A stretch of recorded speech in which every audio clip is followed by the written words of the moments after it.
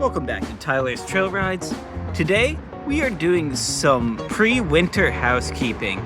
Both of these bikes are fully charged to 100%, and that is not good for long-term storage. So, what we're going to be doing, we're going to be taking both these bikes out, running down the battery a little bit. That way we can store them without having to worry about damaging the batteries.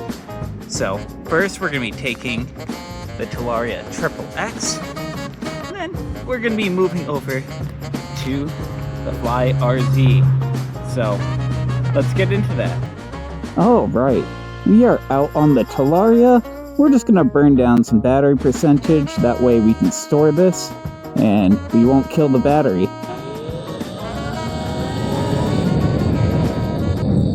If you weren't aware, it's really bad for lithium-ion batteries to sit at 100% charge. You really want to bring your battery percentage down. I think between 50 and 80% is probably the sweet spot for storing your batteries during the winter. I haven't ridden the Talaria Tri XX in a while. Forgot how much fun it is.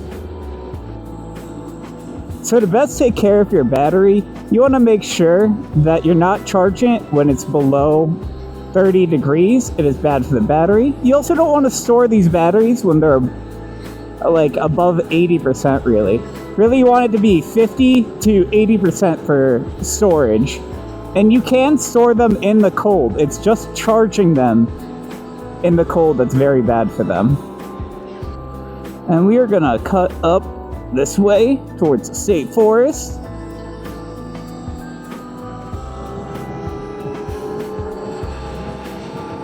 After riding my Fly Ebike RZ for about a week, this thing feels so light, nimble, and torquey. It's got way more than the RZ, but I will say the RZ, it maintains higher speeds easier than this bike, I think. This bike is pushing more power.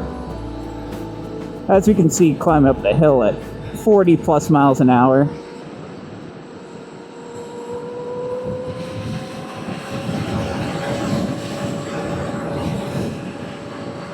We're maxed out on the Tri XX right now. This is all she's got.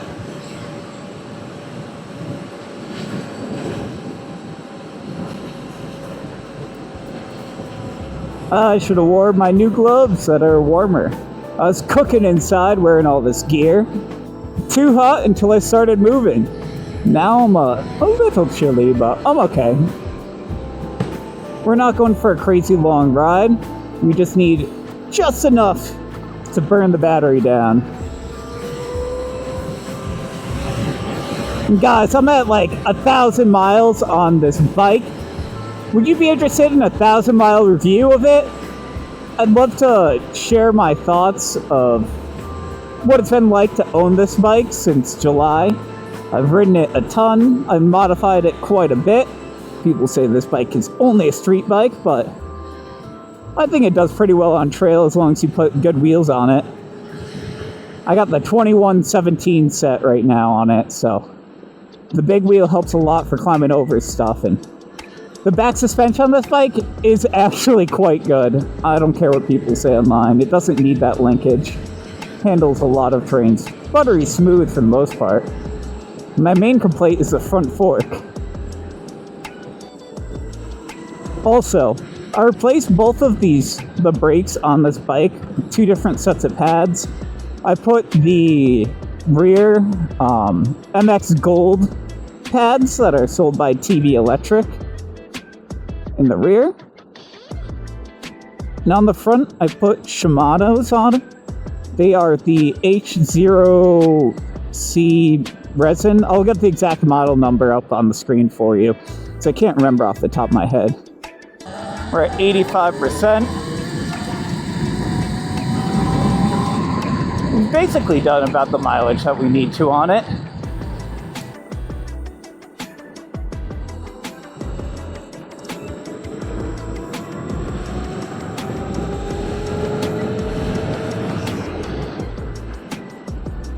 I love my Talaria Tri XX. If you're gonna buy one of these bikes, there's a couple things I recommend. Riser handlebars, Luna seat, and pegs. That's all you really need on this bike. And dirt wheels if you're gonna ride on dirt.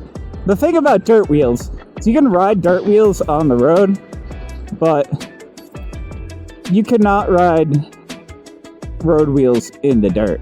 So we're just gonna whip this around here. We're not actually trying to go super long distance today. And we're gonna rip this back and get on the Fly RZ.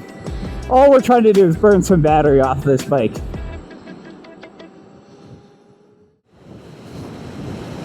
And the goal is the same thing with this bike. We are trying to burn down the battery a little bit on this thing. That way we're not storing it at full charge.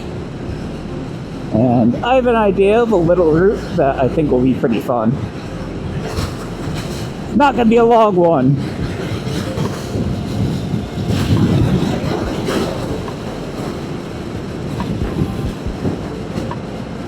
We're gonna put our blinker on now because we are turning at the bottom down here, and I don't want the person behind me to kill me. Let's see how well the brakes do. Quite well. Yeah, you gotta be going fairly slow to make a turn like that.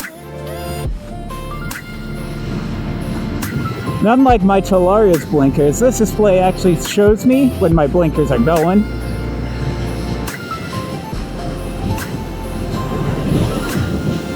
Alright, we're just gonna ride it down this road a little bit. It's a pretty fun road to ride. A little rough, but it's not too bad.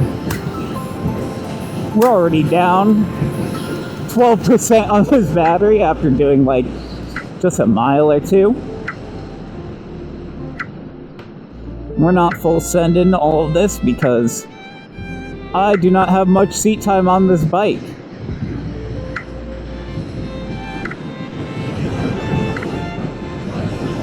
I love the way this thing handles though. It feels so fun.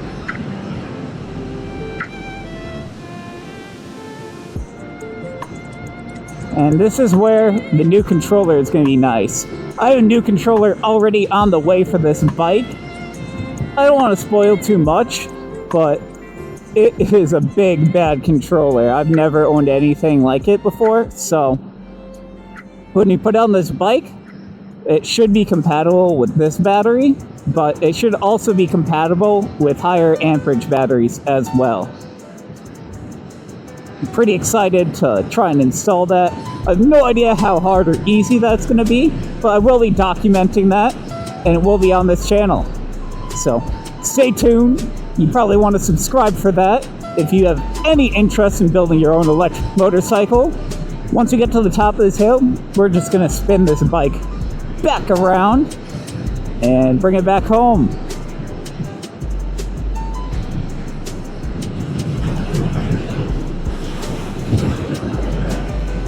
Man, I can't wait until this bike is properly quick. It's gonna be such a fun bike to ride. It's one thing that's lacking the E-Moto is I always want to be riding it, but I never know where to, so I just go exploring on it. This, I can actually drive it to places, you know? Alright, back down the hill.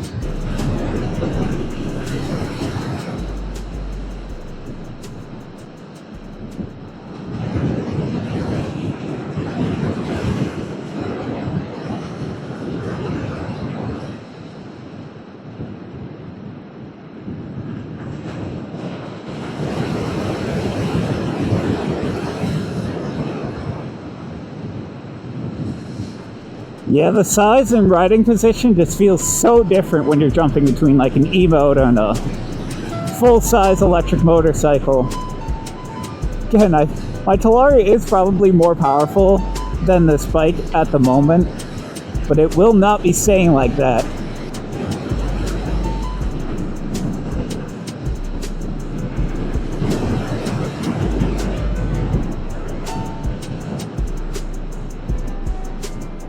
This is a turn that we need to not overcook it so we don't die. And now we can grip and rip. Not the throttle response of the Triple X, but plenty quick in its own right.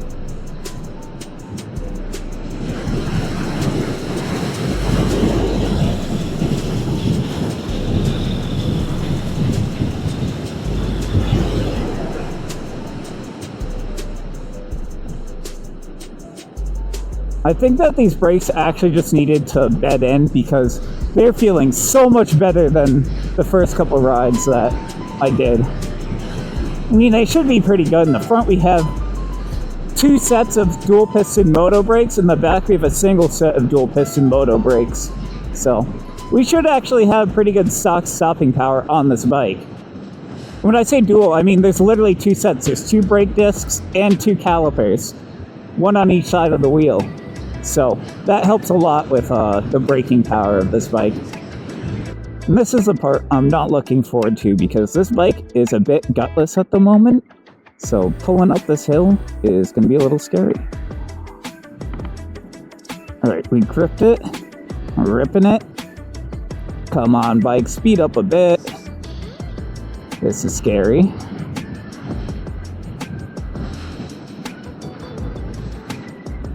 This is exactly why a controller needs to go on this bike.